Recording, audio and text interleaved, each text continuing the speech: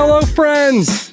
Welcome to a special Friday edition of No Cap Room because the Dallas Mavericks gentlemanly swept the Minnesota Timberwolves. My name is Jake Fischer, senior NBA reporter for Yahoo Sports. Joining me, as always, in a fantastic sunshiny mood, senior NBA writer for Yahoo Sports. It's my man, it's your man, it's everyone's man, it's Dan Devine. What is up? Right off the bat, shouts out to Graydon Gordian, who coined the term gentleman sweep many blog moons ago. I feel like I search for it every year. I had to tweet out a thank you to Graydon for coming up with the term so that I could easily find it when I searched for it to figure out who came up with it. Graydon wrote about the Spurs a long time ago, and the Dallas Mavericks are now the Texas team that is invoking it. So shouts out to Graydon, shouts out to the Mavericks. Man, we got a finals, Jake. It took a long time to get here. Actually, it didn't take very long in the conference finals to get here. It's just taken a long time this year. But now we know where we're going to be going, where we're going to be headed, and who we're going to be watching. Pretty cool stuff. April 14th, last day of the regular season. So it's been a hike. It's been a climb. And we will talk more about the NBA Finals matchup that guarantees a sixth different champion will be hoisting the Larry O'Brien for the sixth straight year. We will talk about it all. But yeah, let's kind of sift through the rubble of the scorched earth that Luka Doncic left in downtown Minneapolis, where his final stat line of 36 points, 10 rebounds, 5 assists just isn't going to do it justice.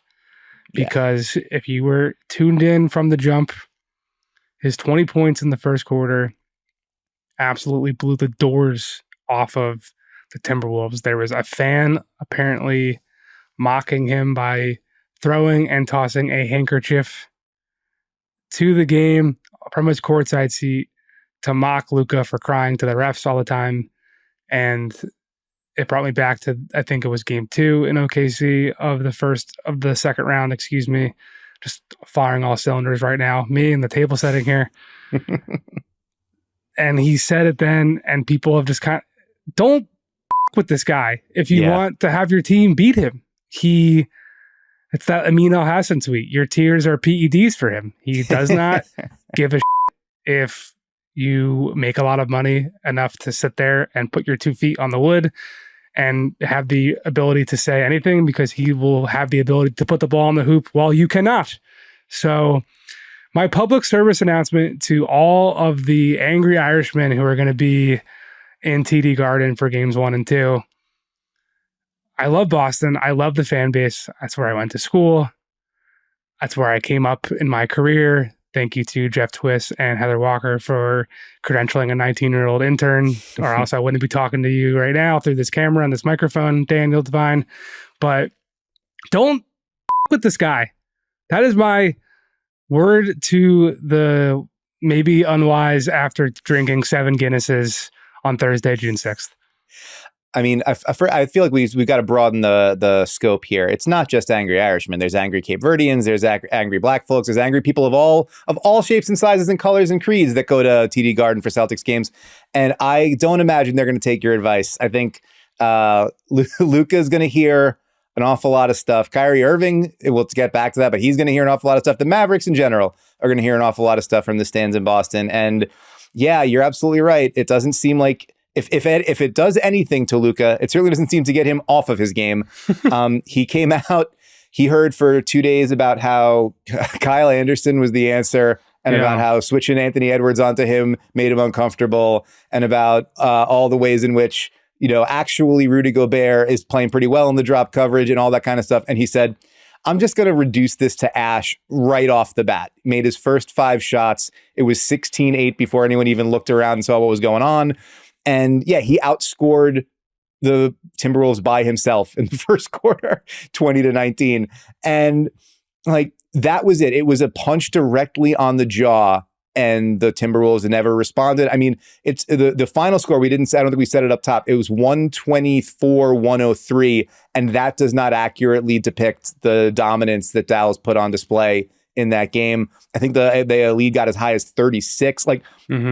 Minnesota had to go on runs to try to get it under 20, and only was briefly successful in doing so. you're going to look at the final box score on this and you'll see that Anthony Edwards and Karl-Anthony Towns, I think each went for, was it 28, or they each put up some decent numbers. Cat, I think, finished 9 for 20 from the floor. All of that happened, or almost all of that happened after this game was completely decided. Like, the first quarter of this game was Luka throwing meteors at people and Rudy Gobert getting a lot of post touches. And once that was the math, it was like, well, this is going to be a really long and really bad night for the Timberwolves. And the way I can tell that stuff is, like, I try to keep notes as the game's going on, because I've been doing these like walk up pieces. If, after a game, what's going to be something to keep an eye on for next game. And in the event that this got extended to 6, I wanted to have notes to reflect back on. The last note I took was with 2.5 minutes left in the second quarter. It just didn't seem, and it was, hey, Naz Reid, don't hit Derek Lively in the neck again. He is lucky he is not ejected, which, frankly, who would have known if Naz Reid got ejected, given the way he produced and the lack of impact he made on the game in Game 5. This was a, like, stem to stern, tip to tail, foot to ass beatdown that showed that maybe the Wolves' biggest energy exertion in the series was not getting swept, and that the Mavericks have another level to get to with their shot making and with their defense that has made them an absolutely dominant team basically since the trade deadline. This is the version of the Mavericks that they had envisioned in their mind's eye, and seeing it on this stage to get them to this point was pretty impressive.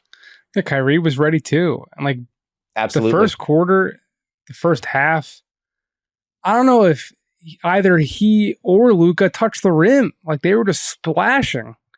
And there's been this talking point that Stan Van Gundy started through the broadcast on TNT about them being potentially the greatest backcourt in the offensive backcourt in the history of the NBA. Of course, Draymond Green has taken offense to that in defending his Splash Brothers. Seems out of character for him. Shocking that he would take umbrage at something like that and decide to clap back about it. Doesn't seem like him. My thing I want to say, I don't remember a single I'm destroying the opponent and ending this series performance like this since, I forget exactly what year it was, but the LeBron Game 6 in Boston with Miami. Was that 2013? I think 2012. Whatever one it was, where he's wearing the all black and his nostrils are flaring and he put up 48. Like, Luka came out. This is not really like a statistical analysis, right? I wasn't even in the building, but there's this adage in the league that has always existed, right? Of when you have the best player on the floor, typically that just means you're going to win the series. And I remember, I've definitely said this on these airwaves, I remember being in Manila this summer when Canada and Slovenia matched up, and I was ready to see the Luka show. And Shea was the best player on the court, and to me, it wasn't even close. And there was a lot of Luka complaining to the refs, and there was even, like, in FIBA play, there's like this element kind of even you are a different guy when you're playing for your high school team than your AAU team type thing, but on a national stage. And the Slovenian apparatus just is Luka. Like, his dad is part of the federation and blah, blah, blah. So just kind of felt like he was acting a bit like the varsity quarterback in, like, the Friday Night Lights TV show that is Slovenian national team basketball. And I've just been blown away by how, even with some of the chirping and stuff that that provoked this fan to bring a handkerchief courtside, which, again, do not do it, Boston. Don't do it. Just try not to.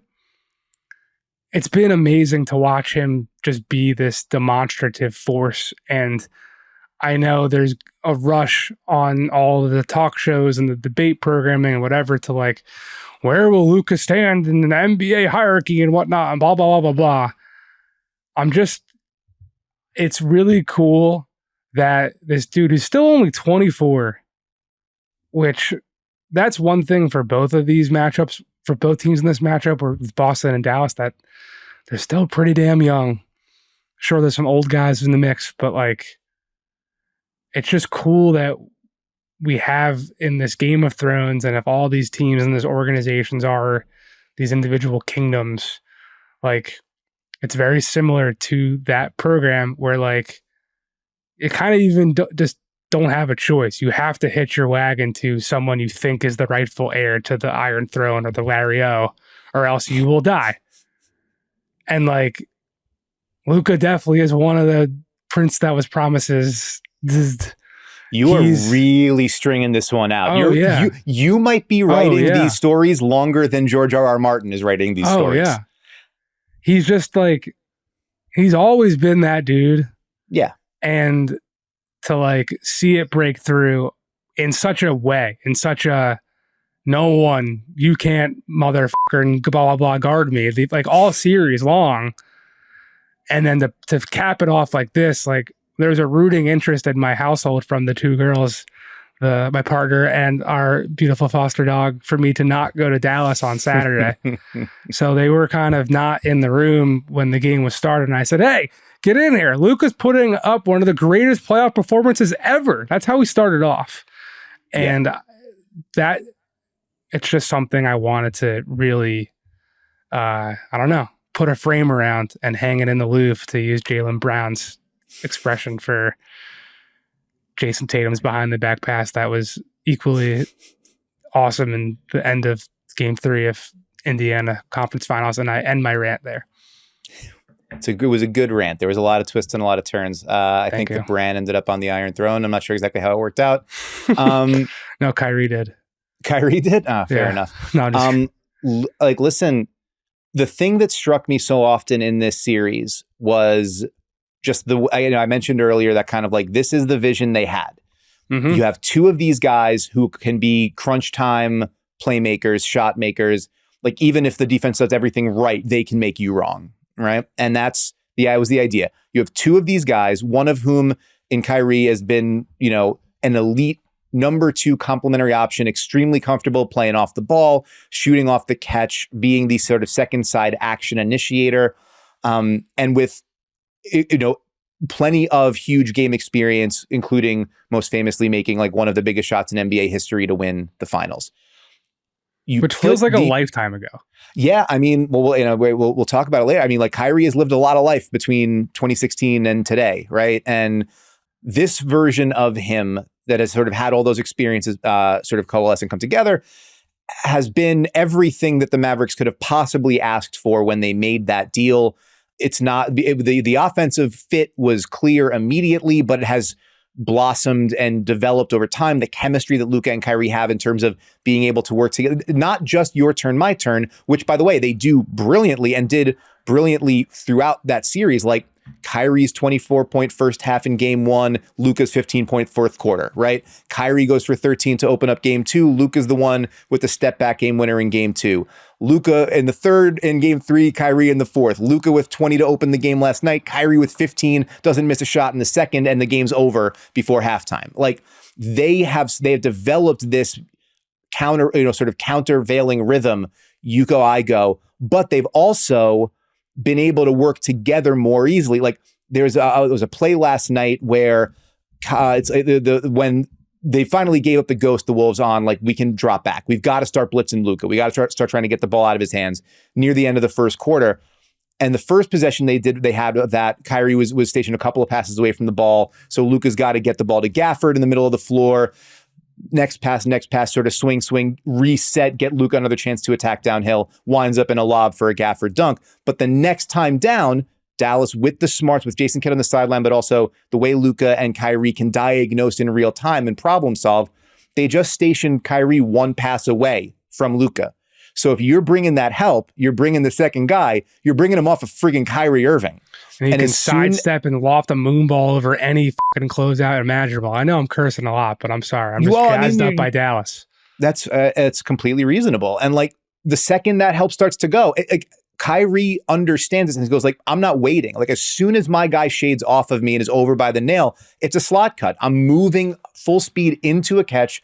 Luka gets off the ball. Easy catch, easy run, floater. I mean, not an easy floater for many guys, but Kyrie's been making those in his sleep all season and certainly all postseason. Like, they have so many ways to make you wrong. And you have that combination, the way that they're dovetailing together, the way they can spell one another, and that defense with the size and the physicality, the athleticism. Like, it is a recipe for success that has been among the most consistent in the playoffs and also down the last month and a half, couple months of the season. They got healthy, they got big, and they got Luka. And that is like the Celtics will be favored in this series. Understandably so, valid reasons for that. Celtics could absolutely wind up just stamping their dominance and saying, like, turns out we were that team all along. But they are going to have to beat an exceptionally good Mavericks team that knows exactly who it is and exactly how to make those strengths felt on a night-to-night basis. And man, if you're not so sure about that, just ask the friggin' Timberwolves. Let's talk about the Minnesota Timberwolves, who Anthony Edwards said in his post-game press conference will be back. And look, this is just the nature of the league. There is no guarantee the Timberwolves will be back. They haven't been back in 20 years. Of course. I want them to be back. I want everyone to be back. I want all the success for all the people. It just doesn't work that way. The Denver Nuggets thought they'd be back, at least in the conference final stage. And they lost to these Minnesota Timberwolves. And I mean, the margins are so thin, especially as we continue to drift deeper into the more tumultuous, stormy waters of the second apron era, which is exactly where the Minnesota Timberwolves' current payroll is expected to be, provided they don't make pretty critical change. And that's the big ticket, most gossipy rumor mill headline of all this. But to me, it just is the accounting, the economics that every single NBA team has to be wrestling with this summer, and the smartest teams were preparing for previously, and thinking about, well, if we don't win and if this doesn't max ourselves out, like, how do we pull certain levers to get under the punitive second apron threshold if we don't necessarily believe that this team is worthwhile. I currently am sitting here on Friday, May 31st, thinking that it will be worthwhile and is worthwhile, being that the taste that will be left in many a Minnesotan's mouth from this gentleman sweep that we've been discussing will be far more sour, I think, than what the overall big picture of what this team was. And there's so much nonsense hanging over everything, from an ownership battle where you've got John Krasinski at The Athletic reporting that Glenn Taylor was trying to shake the hands of A-Rod and Mark Lowry and even give them hugs at these games, and all those overtures were rebuffed. And then you've got this long-standing belief around the league, and like, it just kind of is what it is, that A-Rod and Mark Lowry were the faction of the ownership group that wanted to go out and get a marquee name to be the architect of this roster to lead their basketball operations, not Glenn Taylor, so that there's this mutual opt-out clause in Tim Connolly's contract that, look, if the quibbling continues between these ownership factions, like, Glenn Taylor is still going to be the majority owner while the offseason happens. If they're still battling in court, like, the organization still keeps running. They don't just get to put pause on things, and the whole NBA stops to wait to figure out which billionaire, group here wins this petty battle. So, like, there's a ton of tectonic plates that are going to be determining how all this stuff unfolds, let alone like what you think should happen, Dan. However, where do you personally stand on what this team just accomplished a year after the Rudy Gobert trade was widely mocked, and then he became the defensive player of the year again? They were fighting for the 1 seed all year long. They knock off the defending champs and then fall short in the conference finals. Yeah, I mean, the thing that first off, does A-Rod need to go check with the Iron Bank of Bravos? Is that what needs to happen? Does he need to, see if he can get a loan there? He's got to sail through the what's the snake thing where if you get bit, you You got the grayscale. tile. You know what, I don't man? know. Old Valyria. I don't know. I'm a nerd, but I'm not that. I'm not a specific nerd about this. I'm not a book reader nerd. I'm a watch the show nerd. Anyway, I mean, I have read books before, just not these particular books. I'm reading Salem's Lot right now by Stephen King. Mm-hmm. And the breadth of how he's like built out all these characters has been a masterclass, and it's made me think of Thrones, actually, like just how you keep track of all these different little pawns in the greater chessboard. But yeah, please continue. I forget how to read during the playoffs. I'm mostly just reading. It helps me go to sleep. Sleep. What a beautiful thing sleep is. What was I going to say? You talked about the how thin the margins are, and obviously, like you referenced it in terms of the roster building and the financial needle that they're going to have to thread, and the big decisions that come on that. Like, is Karl Anthony Towns going to wind up on the trade block because you've got to figure out how to retrofit this roster moving forward around Anthony Edwards, and also, with Karl Anthony Towns, I believe that the figures are like $11 billion coming up on his contract. Like, what's the market for him going to be? Anyway, I keep going back to how slim the margins are in these games, right? Like, they got their doors blown off in Game 5. They won Game 4. They finally won a crunch time game in the series. But before that, they're up with 3.5 minutes to go in Game 1, right? They're up, heading into the final possession of Game 2, or final 10 seconds of Game 2. And then Luka hits that rip your heart out of your chest step back three, where he's got Rudy Gobert on skates. They're up in the final 5 minutes of Game 3. Like these, so much before they completely just like disintegrate in terms of crunch time execution. This, which was a problem all year long for the Timberwolves. Like this was a team that won on the strength of its defense, but that consistent, and it had like around a league average offensive efficiency for most of the season, but that consistently struggled in close and late situations, that really struggled with its collective decision making, especially when Mike Conley was off the floor, when he was off the ball, that forced Anthony Edwards to kind of have to level up his ability to read defenses, read through coverages, and get complementary guys involved or break through the wall if his teammates were not being guarded. And this was, he slammed into that wall in this series. Ant will, like, I think the larger discourse is going to be like, well, Towns wasn't very good for a few games, and Rudy, can you really win with him being the offensive sort of liability that he is, and then also the way he can get exposed defensively, which is always sort of an unfair thing, but whatever.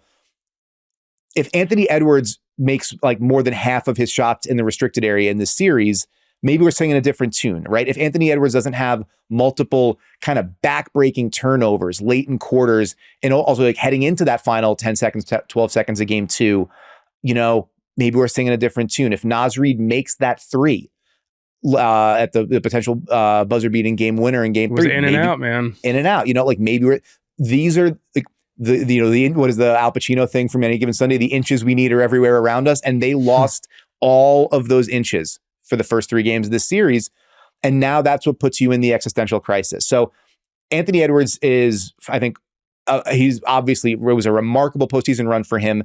Where he can go is, the sky is the limit for him. But this is like all of the accolades and the plaudits that he got for the first 2 rounds.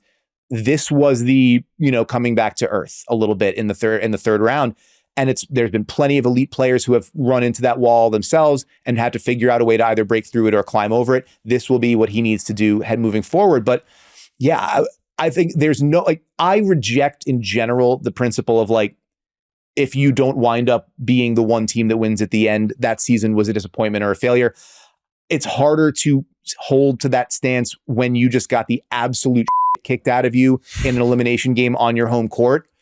That is a more difficult pill to swallow and a heavier burden to bear. But if you are a Timberwolves fan, you got more joy this season than I think that team has collectively in aggregate given you in 2 decades.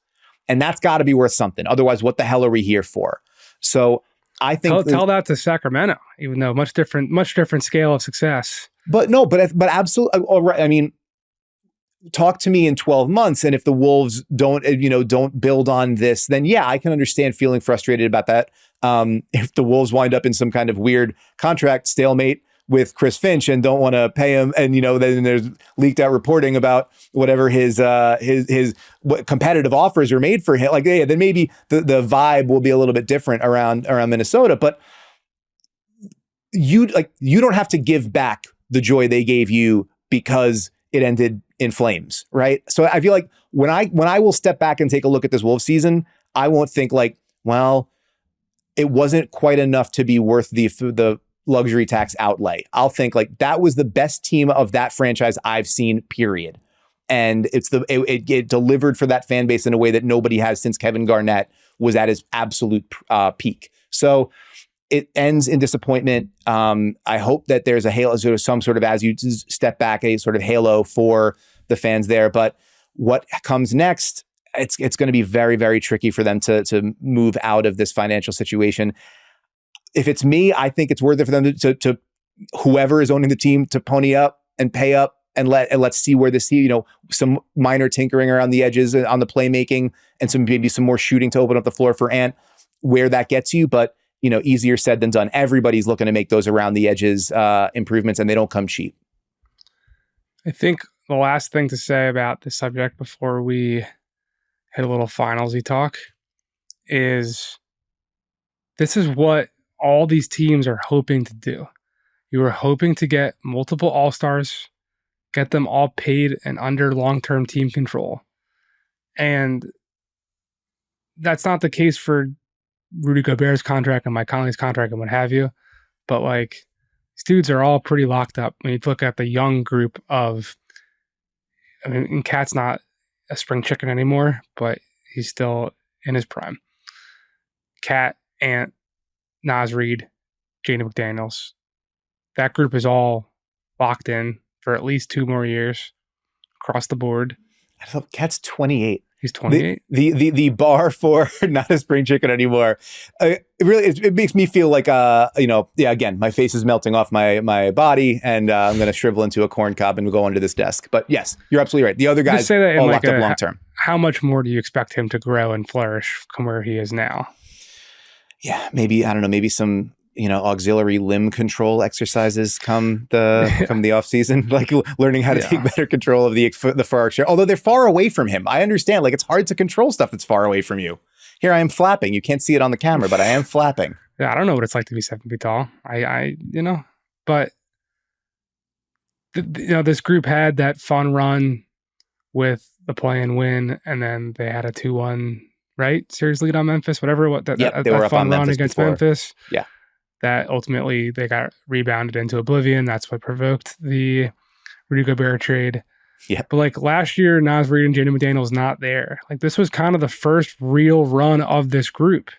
And there's all this, it's like an ineffable aspect of the expectations that loom over a franchise when you kind of like where you land at the finish line or the final poll or whatever, compared to what your expectations were, compared to what they could be. When I was in Indiana for games 3 and 4, there was so much, especially after they lost game 3, there was so much talk and just stuff in the air about like, oh, we don't want to be Atlanta from 2021, and I think even to the point where like the word might be like, I think Pacers GM Chad Buchanan said something to this effect in his exit interview about like, don't let this be the expectation that we're here every year, because like it's pretty hard to get back here. Sure. To me though, like the Wolves weren't necessarily sure. You make that trade for Rudy Gobert to like put yourself in the top tier of the West, but I don't think this team has had as championship or bust expectations as others in the league. Like, Boston falling short of the finals would have been, who knows how catastrophic that could have been. Right. Like, this is just me throwing a total spitball out there, but like, does Joe Mazzulla keep this job if his 2 years on the job, he, for whatever reasons of who the blame would have been, the expectations are to make the finals and win it. This team's been in this mix, but also the same side of this coin, like Boston getting to the finals, the conference finals so early in 17 with these guys, and then 18, Jayson Tatum's rookie year, like it just kind of set the tone for this team to be at this threshold forever. But that type of stuff, I think, is just important to consider when thinking about what decisions ultimately will be made. And to me, I just want to remind everyone that like this was kind of year one of all these dudes being healthy and together for the playoffs, being that McDaniels punched the wall and broke his hand and Nas was out and blah, blah, blah. So plus like Mike Conley was a late addition last year. Yep. Like he had a full year, and I know there's questions in our rundown about how effective can a 37-year-old Mike Conley really be. I don't know. All these dudes are playing till 40 now. So, and he wasn't the squeaky wheel. Sure, there's defensive issues and matchup hunting and what have you, but like, I don't know. To me, there's enough to believe in. Sure, will Cat's name get bandied about on the trade market because there's at least at a minimum plenty of rival teams who would like that to be the case? Of course. But for now, I am stamping my claim on the side of history saying run this back. So that's all I got. Man. Hey, rich people of Minnesota, whoever needs to kick into the kitty to make it all happen, get this ownership deal situated. Do that. Keep paying these guys because what they produced this season was worth investing in. And then, if it all goes, belly up next year, then whatever, then you make the decisions you need to make from there. But what they did this season deserves to be celebrated, and what they produced deserves to be explored further to see, if you can put some more guys on the floor that can make shots that, Dallas doesn't have to like not guard three of them in a closeout game. Who knows where you can go from there. And like, Rudy's only on the books through 25-26. So you get your 2 years in the second apron and then you get out. They have an opportunity to keep this thing together, sacrifice the year-to-year team building issues where you won't be able to have your tax pyramid level and you won't be able to aggregate salaries and whatever, which does suck. But you have this team, you have this core already. So can you rely on your scouting department and get a couple minimums and blah, blah, blah. And then after the 25-26 window goes through, you kind of scale things back spending wise, and you can dodge the second apron for 3 years and not have your picks frozen, all that type of stuff. We'll talk more off-season questions and big picture stuff later, and we will talk more NBA Finals after we take a quick ad break. Welcome back to No Cap Room here on the Ball Don't Lie podcast. The NBA's Finals start almost a full week away next Thursday. So we'll have plenty of time to preview the series from every angle as the days go along. But I just wanted to hit on a couple of quick things that are going to be top talking points. And they're things that have already come up in my group chat with not the Philly friends, with my 3 friends from my fraternity that we're still in touch, that we do 4 plus me, 5 of us, where we draft teams every year for a wins pool, like snake draft, and I've never won. So shows how much I know about the league that I cover. But they're all Celtics fans pretty much to a man, so they're pretty jazzed up and they think this is going to be an easy series, which I'm not ready to go that far. Actually, I'm very bullish on Dallas's chances here. But anyway, they play twice this season. Boston won both. Only once since the trade deadline on March 1st. Daniel Gafford only played 6 minutes off the bench. Derek Jones only played 7 minutes off the bench. Obviously, much different makeup now where both those guys are starting. And I don't really know what we can really glean from that game. I'm sure. Look, Joe Mazzulla talked about watching the Pacers without Tyrese Halliburton when he got hurt sustained a hamstring injury before Pascal Siakam was acquired, to pick up some things. And they learned, and then TJ McConnell became part of their scouting report. So I'm sure, cannot confirm, but my belief would be that the Celtics are watching that film, even though it's a different team. Joe Mazzulla made a point of telling everybody that they were going to weaponize their time between the end of their series and the start of the finals. So you got to find other, if you're looking for weapons, you turn over every rock and look in every darkened corner of the room. So I'm sure that in between viewings of The Town, you found some time to break down that tape. I'll just say this too. Like, Joe Mazzulla is a weirdo. He just is. Not many people in the league seem to with him. But wow, okay. that's just what it is.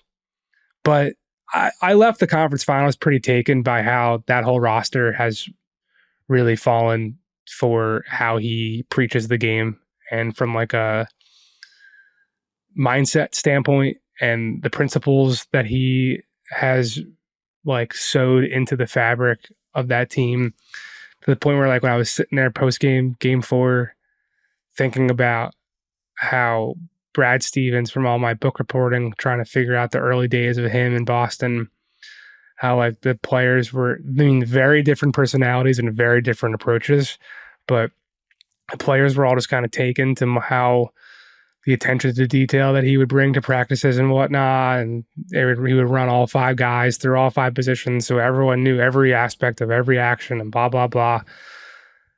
Like, the word when Ime Udoka got suspended, and that this is a completely unplanned riff, and that Joe Mazzulla was like the obvious choice to Brad Stevens, was pretty strong. Like, hearing Derek White shout out these like championship stations that they do at practice, which is literally like out of a high school training camp where the players rotate around all the baskets and side baskets on the court. Most NBA facilities have 2 courts side by side and have as many as 2 or 3 baskets along the baseline. So you get like 8 to 12-ish hoops around the practice court, and they're doing out of bounds plays and what, like, just wanted to say, I saw some talk in the early Twitter sphere, like trying to break down this matchup, and some people saying like, oh, the Mavs have the best player and the coaching advantage. Like, I don't know enough. I don't think anyone who's not on these coaching staffs and that doesn't work on a coaching staff knows enough to tell you who's like truly better. But like, Joe Mazzulla, for all the shit he's gotten to from Celtics fans and whatnot, for the late game offense not having as much direction that people would like, dude's a damn good coach, and he's gotten those dudes to believe in all of his messaging and mindset stuff and what have you. So just quick shout out to Joe Mazzulla. Anyway, who is going to grab the crown this year? 26-year-old Jayson Tatum or 25-year-old Luka Doncic? To go to what we were saying earlier, Dan, it's just cool that 2 guys who have been anointed as like next, like, to go back to Minnesota for a second, like until Ant breaks through, he will have kind of this same type of monkey on his back type thing put on him by the national media. To me, this feels more like Luka's playoff run than Tatum's, but they're dealing in much different contexts. Tatum has a 6-man super team, and Luka has a very tailored pecking order behind him, a very complimentary pieces and stuff. So to me, that's like he is wearing the cape far more than Tatum has been, to the point where you could argue about who should have been Eastern Conference Finals MVP, but Jaylen Brown got it. So like, Luka was unanimous. Yeah. The voting stuff is always funky, and Andre Iguodala will tell you otherwise. But yeah, to me, this just feels more like this. We will look back on this playoff run as like Luka's play, even if they lose. Like, I feel like this was more of his hero story than Jayson Tatum's hero story. I think it depends a lot on how the finals unfold. I mean, really hot take there. To this point, yeah, I mean, this is like it hasn't felt, maybe I'm just sort of oblivious and head in the sand on this. It hasn't felt to me like the overwhelming, overarching narrative of the last, month and a half of basketball is like Luka Doncic arising and, ascending to the throne. It hasn't felt like that's the story of the playoffs. It is the story that we find ourselves with now because of like what he just did to tear apart. Like, and then you step back and you're like, well, they beat the number 1 seed in the West. They beat the number 1 defense in the West.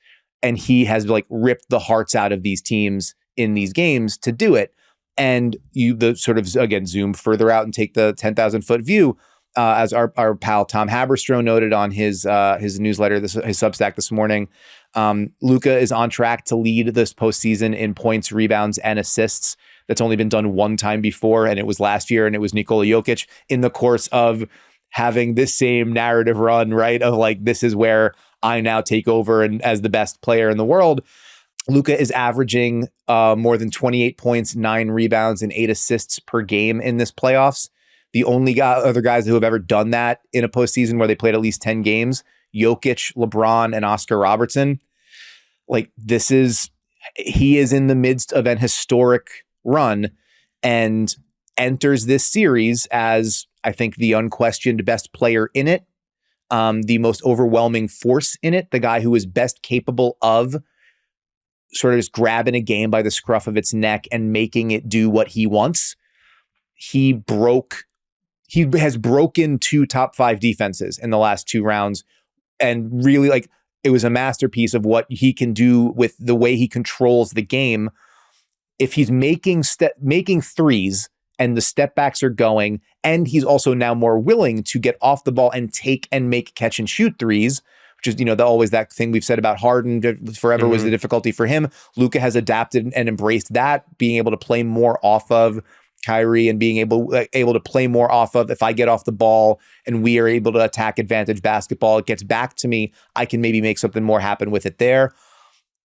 And then you start blitzing and he sees every pass and can make all of them and can make passes that you don't see, like that Manu Ginobili kind of something out of nothing quality. He has shown all of that now.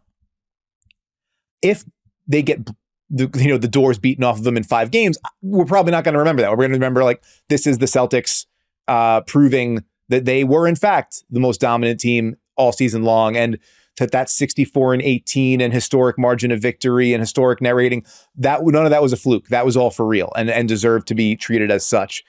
And Tatum, I mean, yeah, like there's a way to look at it where you're like, shit, he wasn't the MVP of the conference finals. He's shot 44% from the field and 29% from 3-point range in this postseason. It hasn't felt dominant. There's too often those, possessions where he's just like meandering and goes into a step back mid-range or long 2. That's like, why are you taking that shot at that point, that clock time in the clock, whatever. And like, he's averaging more than 25 points, 10 rebounds, and 5 assists a game. And like, been the linchpin on both ends of the floor for the best team in the league. Like, at a certain point, whether it looks exactly the way you want it to from your ball dominant apex predator wing player or whatever, like, that dude's really friggin' good. And maybe he's closer to 10th than to 1st in terms of like the best player in the league. But we have seen Tatum be the best player on the floor against Giannis Antetokounmpo teams, against Joel Embiid teams. We've seen him. He has cooked Dallas the 2 times that they've played this season. Yes, not the same version of the Mavericks that we're seeing right now, but I think 72 points in 2 games against that team. Like, he's capable of putting up crooked numbers and of controlling the game in that same way. Maybe I wouldn't bet on him to do it every game against Luka, but I wouldn't bet against him being capable of doing it. And with the supporting cast he's got, and the questions that they might be able to make Dallas answer with their spacing, with their defensive comportment, the multiple guys they can throw at Kyrie, and then if you sort of disrupt the 2-man, like make it all Luka, then you got a better shot at it. Like, all of which is to say, it does feel like the big story we're going to have to start telling ourselves, especially over this next week off, is like, this is Luka versus Tatum for who's got next. And I don't know that that's necessarily right. This might wind up being much more about like, who gets up more threes and how's Kristaps Porzingis looking. Yes. But if nothing else, both of these guys have put themselves in position to where with a big next couple of weeks, they can ascend to a different level in terms of their overall estimation, which is already pretty high. Yeah. And it's not to denigrate Tatum. It's just sure. Luka is more of there's a graphic that came out today from Synergy of points created for teammates as the ball handler on an ISO pick or post during the playoffs. Luka, total of 270. Tatum, obviously less games played. 4 games less played. But he's at 112. And Luka 16.9 per game, Tatum 8 per game. That's also a reflection of their roles, right? Yes. Luke is running everything. And Derek White is operating post-game crunch time possessions, and Drew Holiday's operating post-game crunch time possessions. Which is a really good, and it's the thing that rarely comes up in discussions of Tatum. And I can be blinkered on this too, so I want to make sure that since you brought it up, would the Celtics as an ecosystem function as well if Tatum was more like I need to have the 35% usage rate. I need to be the one taking all those shots. If not for being the kind of player who raises your floor by filling every gap, but is willing to also get off of it and create more space for Jaylen Brown, for Kristaps Porzingis, the touches for Derek White, being willing to get off of it and supplement and complement in some of those moments. If not for that, maybe the Celtics aren't so friggin' good overall. That that lens, I think, maybe gets obscured somewhat when we get so focused on who is the alpha, the individual number one top scorer, top creator. There's also the general rising tide lifts all boats. And I think Tatum is maybe more of that kind of guy, though he's capable of pitching daggers himself. You mentioned Porzingis. Yes. To me, he's I'm going to say the most X-factor-y player of this series. Sure. Just being that we haven't seen the guy, one, and two, Dallas didn't have to cover as much real estate on defense with Rudy Gobert. Yep. And look, there were plenty of times where Rudy Gobert was off the floor and Dallas still did fine. But as good as Naz Reid and as good as Karl Towns are, they aren't 7-3. And Porzingis' role in that offense when healthy, aside from his steady diet that he gets of those elbow nail touches where he just turns and fires over someone, which was definitely something that he didn't get enough of in Dallas and is absolutely part of the stuff that ended up pushing him out of the door in Dallas. Boston made sure they get him those touches, but also he was picking and popping out to 30 every time, versus there's more stuff that I think Minnesota has tried to do to keep defensive on their toes with what Cat and Naz do and what have you. He's just longer and he shoots from further.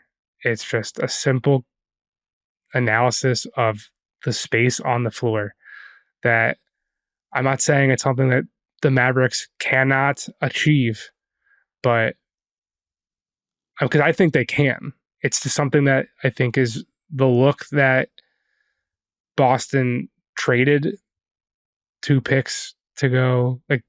Technically, they traded Marcus Smart for 2 picks and then took those 2 picks and traded it to Washington for Porzingis. This is why you go get him, to add just the last final element and dimension of an offense that has Tatum and has Brown and has Derek White and has that you want to get to the final stage and present the potential spaciest, largest, whatever challenge for a defense to overcome. Do you think Dallas has the ability to do that? I think a ton of it just depends on how good Porzingis looks, right? And especially on the defensive end, because I have a sneaking suspicion that Luke is going to want to take him out for a walk and say, let's find out how, even if, and so the matchups are such a big part of this, right? The bet for Boston, and it's the one that they've sort of made all year, is you can't guard Porzingis with a wing, because if you do that, then you got to put your center on Tatum or Jaylen Brown or Drew Holiday or Derek White. And there might be possessions where I know Drew Holiday, we've talked before, can be kind of a trick or treat postseason player. If his shot's not going, it might embolden you to hide somebody on him. See if, he's not as good a screener or, as sort of secondary partner in that way as Derek White is. So maybe there's, some gambits there, and you see Daniel Gafford or Derek Lively on Drew Holiday. But generally speaking, you got to play us straight because there's no other place for your center to go. And the flip side of that is that we can, if we want to, we can put Porzingis on your least threatening guy. I don't know, stash him on Derek Jones Jr., stash him on PJ Washington. Make those guys, if you want to hunt Porzingis, make those guys come up and be the screener. Dallas has been pretty comfortable with letting those guys set screens, but it can muck up their spacing and because you have a non-shooting center then somewhere, and you got to figure out where is that going to embolden Boston to help off, whatever, yada yada yada. Either way, I would expect no matter who is guarding Porzingis, they're going to set some screens for Luka, maybe some for Kyrie, but Luka is definitely more of the matchup hunt, switch, search and destroy kind of guy. And we'll find out if Porzingis is able, if the calf is healthy enough for him to, move his feet on the perimeter, hold up out in deep water. And if he can't, if it's not looking good, if he's not able to move quite as well, then maybe he doesn't get to play as many minutes. And that's a huge win because, as you said, the way he can impact the game, it was the argument for Chet Holmgren to some degree in the second round. Like, well, if Dallas wants to try to switch the pick and rolls, if they want to try to, Chet's going to get pick and pop three. He's going to get a steady diet of them. And Dallas was like, go for it. We're not worried about you making as many of them. And B, we think we can get out there fast enough to contest them. Porzingis is bigger. He's better as a better shooter. He's a higher volume shooter. He's a faster shooter, and he's more willing to fire against a closeout. Just like, you're running in my face, I do not care. I am letting it go. And so those possessions in the Oklahoma City series where Chet Holmgren would see somebody running at him and pull it down and make the next pass, or pull it down and try to drive into that shell, Porzingis is going to let it rip and is able to make those. And is also, as you said, the spacing is further out, so the rotation is longer. And so if he either pumps and goes and beats it, then he's downhill and there's more space to go into, or it's just harder for you to get out to him. So I think Dallas is capable of covering some of that ground. I think they're going to have to just say, if we don't that, we're going to make you prove you can make those shots against us. And we're going to make you prove you can defend well enough to stay on the court in this matchup without getting torched, because we believe that we're going to get good shots pretty much every time down the floor. And you're going to have to outscore us to do it. And we don't think you can do it. So I think that's kind of the chess match there. Porzingis, to me, I think you're absolutely right, is probably the most interesting swing piece in the series. I think 39 days it'll wind up being between when he last played and game one. We don't know for sure yet if he's going to be available for game one. I think that, the hope in Boston is that he will be, but we don't know that for sure yet. It's a long layoff. It's a lot of rust to knock off quickly, and it's a dangerous opponent to try to do it against. But you're absolutely right. This is why they went and got Porzingis, was to become like an unsolvable riddle in this kind of matchup.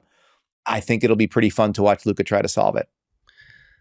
Part of why they moved on from him was because of the injury concerns and not wanting to marry Luka to a number two that you wouldn't necessarily know if he was going to be there. So it's just interesting context as to him being out for all this run. But also the point that you made about Dallas moved on from Porzingis, or Dallas in Boston, Porzingis gets more of the touches that maybe Rick Carlisle didn't think he should have. Porzingis is just better at doing that now too. He wasn't good at posting up the mismatches and anchoring down low and being able to create space to go. He would get bullied down there, and now he doesn't. So the failures that he had in those seasons in Dallas, and a lot of them was due to injuries, but the shortcomings there helped him become the player he is now, who is better equipped to take advantage of those opportunities than he was when he was in Dallas. These guys, they get older, they use the lessons they learned, and they get better. And it makes for an interesting sort of narrative arc. But I think without, it's less like they didn't have the chances and more like he didn't know what to do with them yet, and now he's got a new one.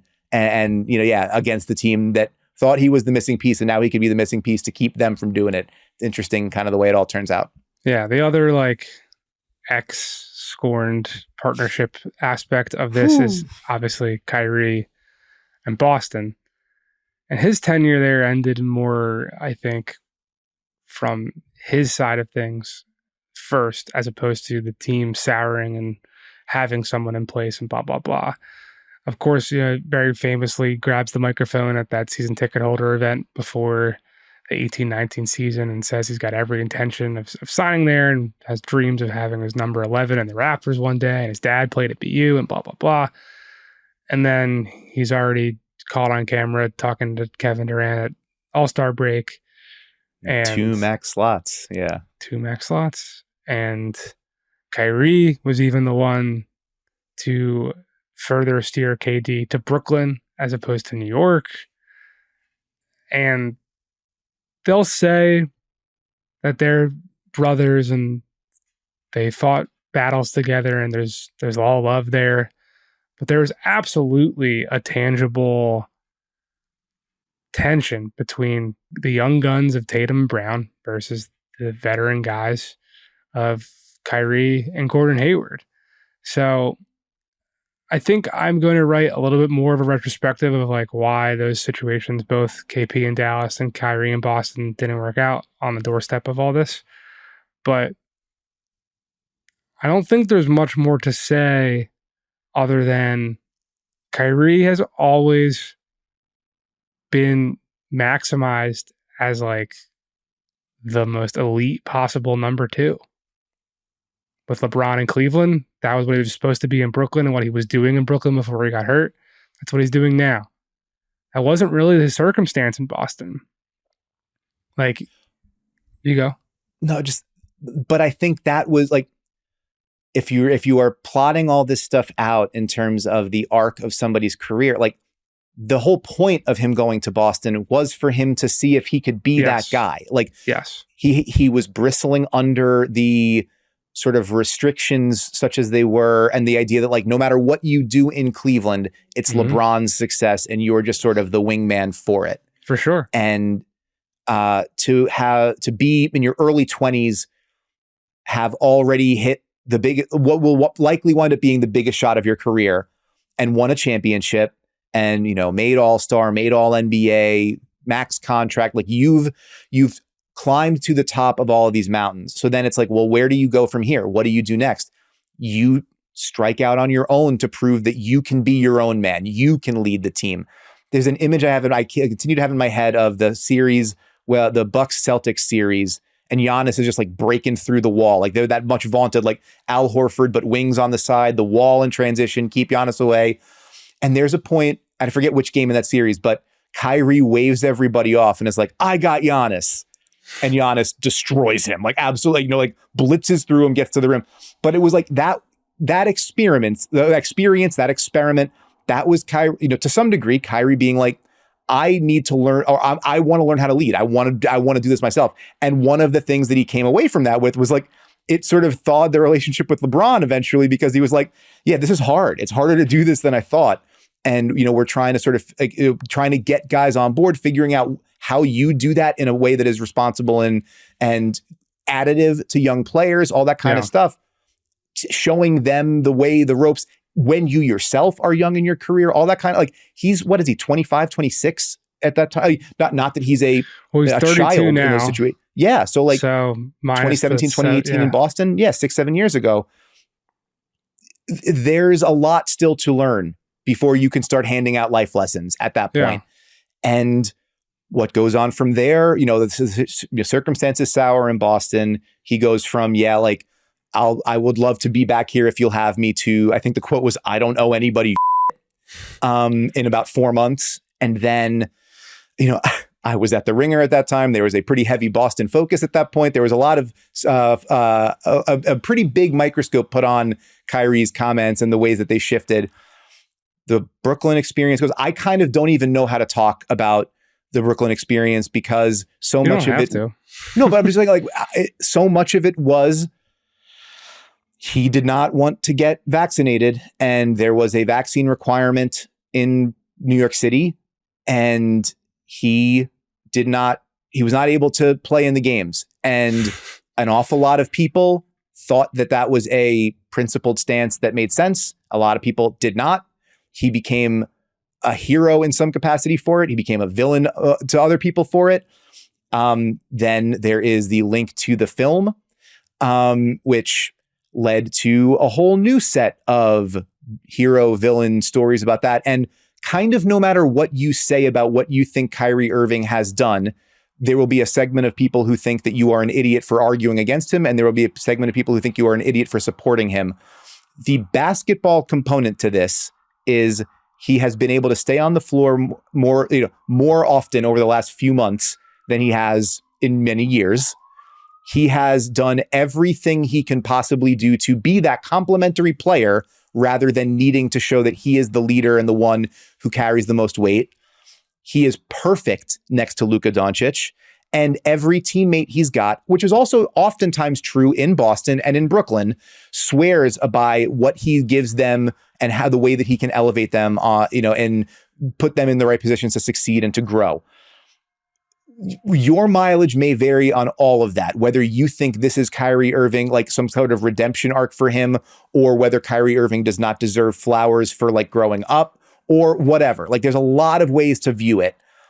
The on-court story here, though, is that was arguably, I mean, I guess the nadir of his career to this point is I'm not playing because of a pandemic. But there's been some low points. The Boston period was certainly a low point. This is an opportunity to, whether you call it right some wrongs or, expunge some, exercise some old demons or whatever. There is a tidiness to him going back and playing against those guys whose growth he was part of, and being able to maybe show what the goal, what the hoped for result was for him while he was there, but that maybe he could never actually quite have produced in the role he had in that set of circumstances. We also didn't even talk about the fact that the whole idea was Gordon Hayward is the number 2 guy there, and then 6 minutes into his career there, shatters his leg in one of the most gruesome on-court injuries you're ever going to see, and then nothing's the same after that either. Like that, all of these things have gone through like dramatic, traumatic, weird-ass shifts for him for the last half dozen years. So for him to be back at this stage in the role he is now, persona, grata in Dallas, and, having elevated that team, like it's an interesting set of circumstances. And I think the people of Boston are not going to appreciate it very much. Yeah, that's kind of where I was taking it. Like, I don't think it's necessarily a black mark on Kyrie's career that he was not able to take the baton of the Celtics franchise as he wanted to, as the expectations were. There also was a whole idea that like Anthony Davis was coming after too. Right. And there was a bigger plan in place and what have you. I just wanted to note that the contrast of everything he was hoping to achieve in Boston from like a leadership standpoint, from a finding success post out of LeBron's shadow standpoint, he has ironically found in Dallas, and now he has to go fully take advantage of it back in Boston where it didn't occur. To me, it's not, to your point about Gordon's injury and other things, like the context is so much larger than just like Kyrie in one angle failed to do that. It just, the situation ran amok and things happen.